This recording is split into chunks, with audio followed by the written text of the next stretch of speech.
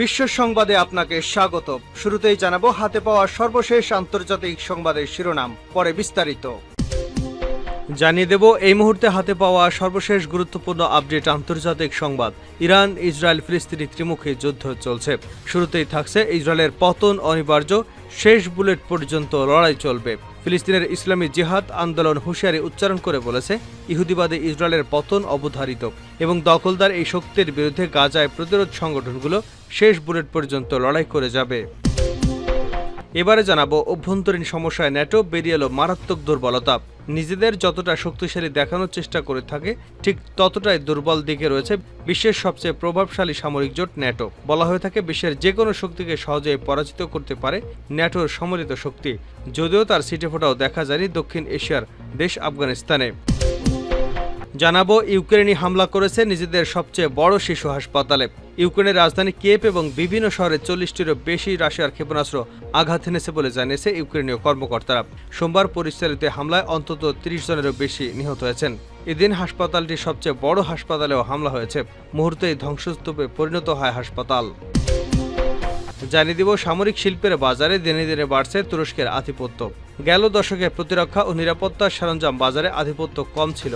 এর বাইরে রাশিয়া ও চীন থেকে স্বল্প মূল্যে যুদ্ধাস্ত্র সংগ্রহ করত বিভিন্ন দেশ, তবে এখন সেই দৃশ্য পাল্টে গেছে। এবং সর্বশেষ জানাবো আন্তর্জাতিক সংবাদ। ইন্দোনেশিয়ায় খনিতে ভূমিধসে নিহত 11, 45 জন নিখোঁজ। একটি অবৈধ স্বর্ণের খনির কাছেই ভূমিধসে অন্তত 11 জন নিহত হয়েছেন। নিখোঁজ রয়েছেন আরও অন্তত 15 জন।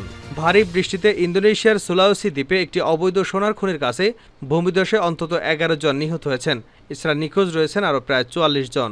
এতক্ষণ শিরোনাম শুনছিলেন, এবার বিস্তারিত। প্রিয় দর্শক, আপনি যদি এই চ্যানেলে নতুন হয়ে থাকেন, ভিডিওটি দেখতে দেখতে চ্যানেলটি সাবস্ক্রাইব করে আমাদের সঙ্গেই থাকুন। আর এই ভিডিও সম্পর্কে আপনি আপনার মূল্যবান মতামতটি কমেন্ট বক্সে জানিয়ে দিন।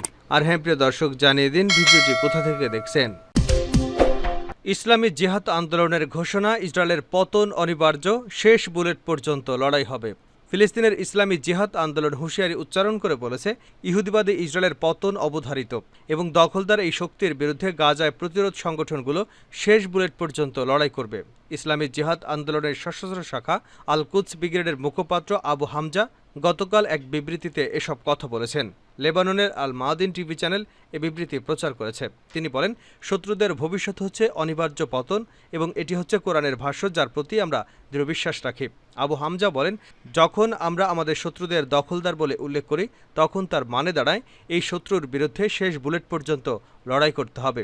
গাজা উপত্যকায় যখন ইহুদিবাদী ইসরায়েলের সাথে হামাস এবং জিহাদ আন্দোলন সহ ফিলিস্তিনের প্রতিরোধকামী সংগঠনগুলোর লড়াই চলছে, তখন দখলদারদের পতনের ব্যাপারে এই বক্তব্য দিলেন আবু হামজা। গত 9 মাসে ইহুদিবাদী ইসরায়েলের আগ্রাসনে 38,000-এরও বেশি শহীদ হয়েছেন, যার বেশিরভাগই নারী ও শিশু। কিন্তু যে সমস্ত লক্ষ্য নিয়ে ইসরায়েলি সেনারা আগ্রাসন অভিযান চালিয়ে যাচ্ছে, আজ পর্যন্ত তার একটিও অর্জন করতে পারেনি তারা। এ সম্পর্কে আবু হামজা বলেন, ফিলিস্তিনের প্রতিরোধ যোদ্ধারা শত্রুদের হিসাব নিকাশ চুরমার করে দিয়েছে এবং তাদের লক্ষ্য অর্জনের পথে বাধা সৃষ্টি করেছে। ইসরায়েলের সেনারা এবং তাদের সাঁজোয়া যানগুলো এখন যে কোনো সময় যে কোনো স্থানে চোরাগোপ্তা হামলার শিকার হতে পারে। ইসরায়েলের প্রধানমন্ত্রী বেঞ্জামিন নেতানিয়াহু ভবিষ্যতে নিজের ক্ষমতা ধরে রাখা এবং দুর্নীতির বিচারের মুখোমুখি হওয়া থেকে নিজেকে বাঁচাতে এই যুদ্ধকে দীর্ঘায়িত করছে বলেও উল্লেখ করেন ইসলামী জিহাদ আন্দোলনের মুখপাত্র। অভ্যন্তরীণ সমস্যায় ন্যাটো বেরিয়ে এলো মারাত্মক দুর্বলতা। নিজেদের যত শক্তিশালী দেখানোর চেষ্টা থাকে, ঠিক ততটাই দুর্বল দিক রয়েছে বিশ্বের সবচেয়ে প্রভাবশালী সামরিক জোট ন্যাটোর। বলা হয়ে থাকে বিশ্বের যে কোনো শক্তিকে সহজেই পরাজিত করতে পারে ন্যাটোর সম্মিলিত শক্তি, যদিও তার ছিটেফোঁটাও দেখা যায়নি দক্ষিণ এশিয়ার দেশ আফগানিস্তানে। বরং সেখানে দুই দেশকে $1 ট্রিলিয়ন ব্যয় করেও বিন্দুমাত্র টলাতে পারেনি স্থানীয় কট্টরপন্থী গোষ্ঠীকে।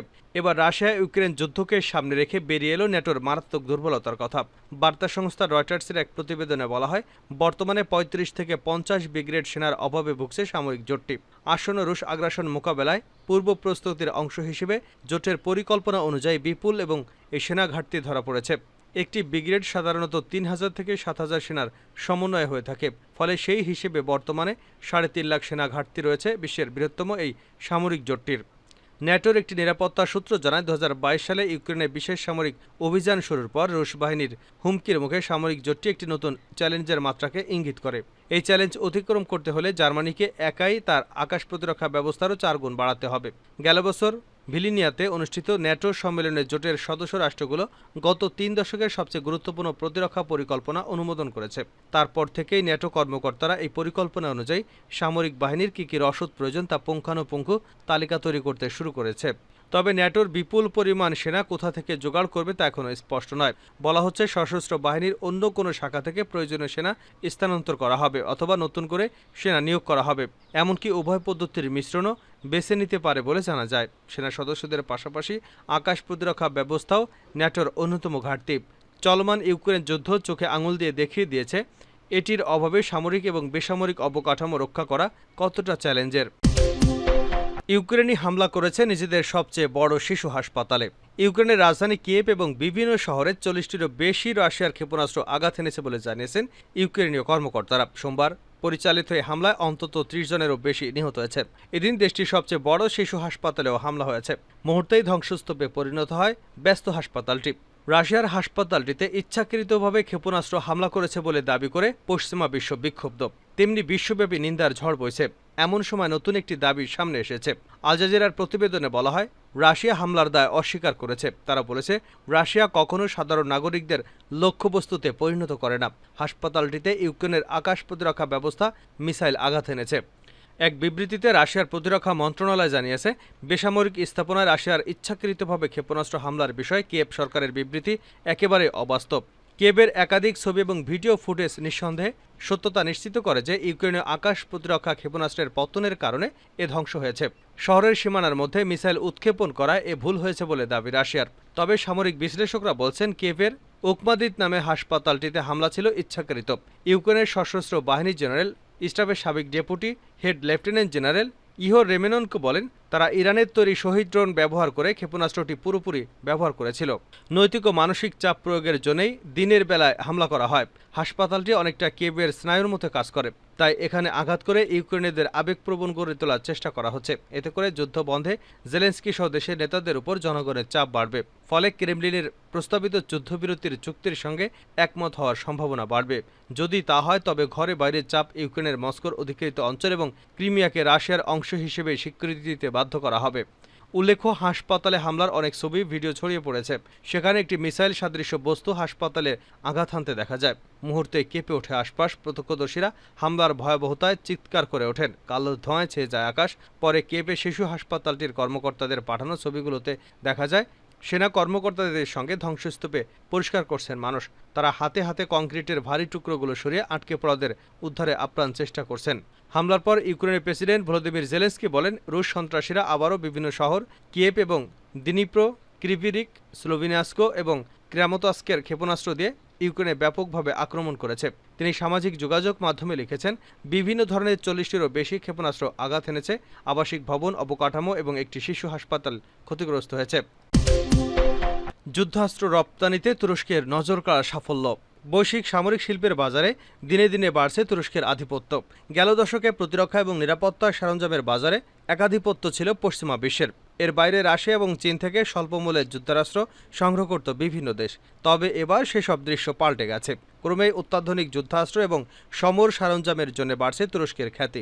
বিশেষ করে স্বল্পমূল্যের ধ্বংসাত্মক ড্রোন, স্বল্পপালার ক্ষেপণাস্ত্র, সাশ্রয়ী ট্যাঙ্ক, যুদ্ধজাহাজের জন্য বাড়ছে তুরস্কের চাহিদা। এক প্রতিবেদনে উঠে এসেছে সমরাস্ত্র রপ্তানিতে তুরস্কের উল্লেখযোগ্য সাফল্যের কথা।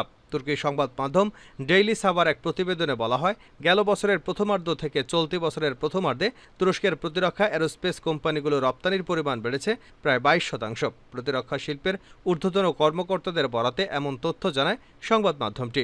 জুন মাসে তুর্কি প্রতিরক্ষার রপ্তানির পরিমাণ ছিল 563 মিলিয়ন মার্কিন ডলার, যা দেশটির মোট রপ্তানির মাত্র 3%। তুর্কি প্রেসিডেন্সি অব ডিফেন্স ইন্ডাস্ট্রিজের প্রধান হুলুক গুরগুন এমন তথ্য জানিয়েছেন। গেল মাসে তুরস্কের মোট রপ্তানির গত বছরের একই সময়ের তুলনায় কমেছে 10.6%। এ সময় তুরস্কের রপ্তানির পরিমাণ দাঁড়ায় 18.57 মার্কিন ডলার।